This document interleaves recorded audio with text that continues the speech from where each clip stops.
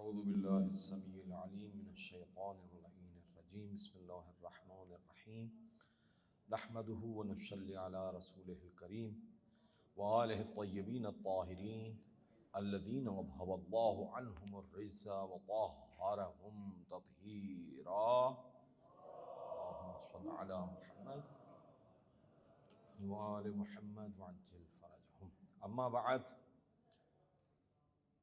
تمام مہمانان سامن الحجج علی بن موسیٰ رضا کو مولا کے اس محضر میں اہلاً بکم کہتا ہوں، خوش آمدید کہتا ہوں. خداوند عالم آپ تمام علماء کا قوم اصفہان سے حرم مقدس میں آنا قبول فرمائے اور انشاءاللہ حاجت روا ہو کر ہی یہاں سے واپس جائیں. دوستان، کل بھی آپ کے محضر میں رہا اور اپنے کچھ عرائض آپ کے سامنے رکھے تھے.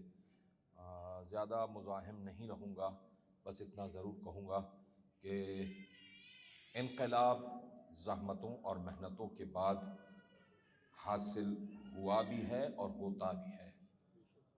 اور یہ انقلاب، لفظ انقلاب، ہر ایک لفظ ایک اتنا وسیع ہے. خود لفظ نور، خود لفظ انفجار، ٹھیک ہے. اور یہ اب مجھے ان پہ جو ہے وہ انفعالات کو بیان کرنے کی ضرورت نہیں ہے. انفعال کی خاصیتوں میں سے ایک ایسی خاصیت یہ بھی ہوتی ہے کہ اسے قبول کیا جاتا ہے. یہ نور کا انفجار صرف وہاں پر ہوتا ہے جہاں پر سامنے والے میں یہ صلاحیت اور ایبیلٹی ہو کہ وہ اس نور کو قبول کرے. کسرہ اور انکسرہ کا فرق یہی ہوتا ہے، فجرہ اور انفجرہ کا فرق یہی ہوتا ہے کہ جس میں صلاحیت قبول انفجار نور ہو وہی اس نور کو قبول کرتا ہے.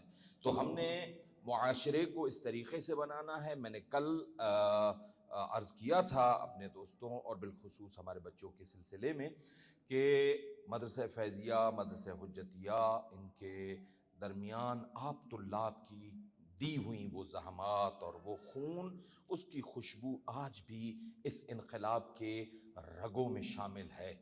لہٰذا ہماری ریسپانسبلٹی بنتی ہے، ہماری ذمہ داری بنتی ہے کہ ہم اس پیغام انقلاب کو لے کر پوری دنیا تک مثل سید حسن نصر اللہ، مثل شہید قائد عارف الحسینی فرزند امام، مثل سید ساجد علی نقوی، مثل شیخ زکزاکی، ہم لوگوں کو پہنچانا ہے. یہ ہماری ذمہ داری ہے.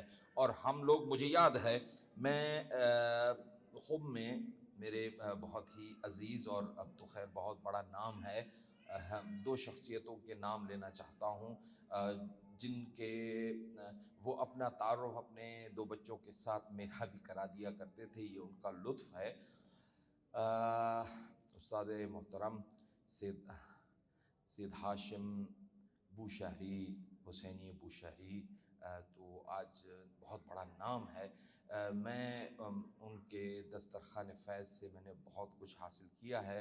اور استاد محترم آغا عبدالعباس حیاتی، نام سنا ہوگا آپ لوگوں نے، اور وہ حوزہ علمی قم کے بہت بڑے ممتحن بھی ہیں. وہ اپنے بچوں کا تعارف جو کراتے تھے کہ ست بچے دارم ہادی و مہدی و سید عباس شاہ، تو یہ ان کا لطف تھا. ان سے جو سیکھا ہے وہ یہی سیکھا ہے. انقلاب یہ ایک اصطلاح فقہی بھی ہے. ایسا ہے یا کچھ غلط کہہ رہا ہوں؟ اگر غلط کہہ رہا ہوں تو میری اصلاح کیجیے گا. انقلاب ایک اصطلاح فقہی بھی ہے، اور یہ اصطلاح فقہی سے معلوم ہو جاتا ہے کہ منقلب وہ ہوتا ہے کہ جو اپنی سابقہ ہویت کو ختم کرے، ایک نئی شکل اختیار کر جائے. جو کل نجس تھا، شکل انقلاب کے بعد ایسا پاک ہو جاتا ہے کہ کھانے کے لیے بھی جائز ہے. ایسا ہے یا کچھ غلط کہہ رہا ہوں؟ اسی کو انقلاب کہتے ہیں. انقلاب لفظوں سے نہیں آتا، انقلاب کردار سے آتا ہے، انقلاب خون سے آتا ہے. انقلاب یہ وہ انقلاب ہے جو ایک نظام مسلسل ہے، ایک انتظام مکمل ہے. یہ انقلاب، یہ انتظام مکمل ہے، ایک اہتمام مسلسل ہے، یہ تحفظ حقوق بشریت ہے، یہ تحفظ نظام امامت ہے. یہ اس انقلاب ہی کا تو فعل ہے کہ آج دنیا اس امامے کو پہچان رہی ہے.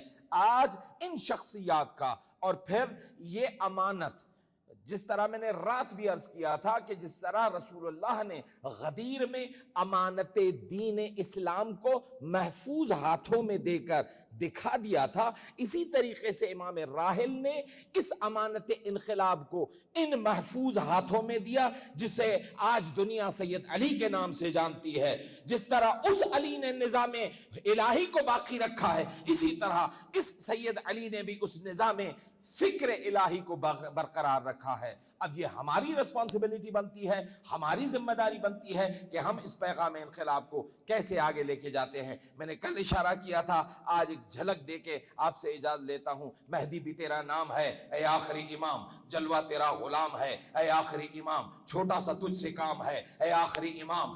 رسوائیاں جہاں ہوں وہ بستی اجاڑ دے، ہر دشمن شبیر کا چہرہ بگاڑ دے. جب بات پڑ گئی ہے تو ٹالی نہ جائے گی، ایرانیوں کے خون کی لالی نہ جائے گی. زندہ امام وقت ہے، یہ جان لیجئے، اس آخری حسین کو پہچان لیجئے.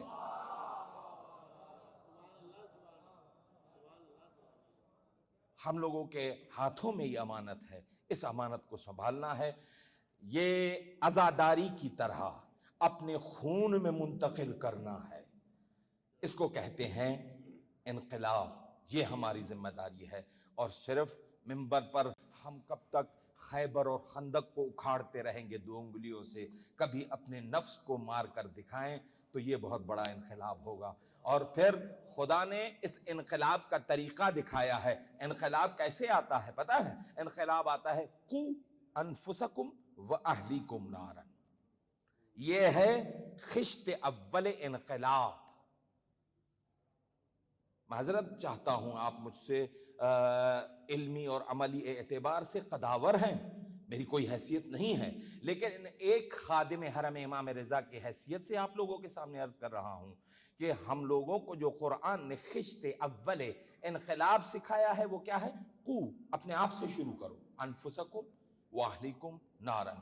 انقلاب نفس سختر ہے انقلاب نظام سے. یاد رکھیے گا، جب تک ہم اپنے نفس میں انقلاب نہیں لا سکتے، ہم نہ اپنے گاؤں میں انقلاب لا سکتے ہیں، اور بیوی کے سامنے تو ویسے بھی نہیں لا سکتے ہیں. بہرحال خداوند عالم سے دعا گو ہوں کہ پروردگار عالم، معذرت کے ساتھ، پروردگار عالم ہم سب کو اپنے وجود میں صحیح معنی میں انقلاب لانے کی توفیق عطا فرمائے، تاکہ ہم اپنے معاشرے میں صحیح معنی میں انقلاب لا سکے. وآخر دعوانا ان الحمدللہ رب العالمین. جیتے رہیے، سلامت.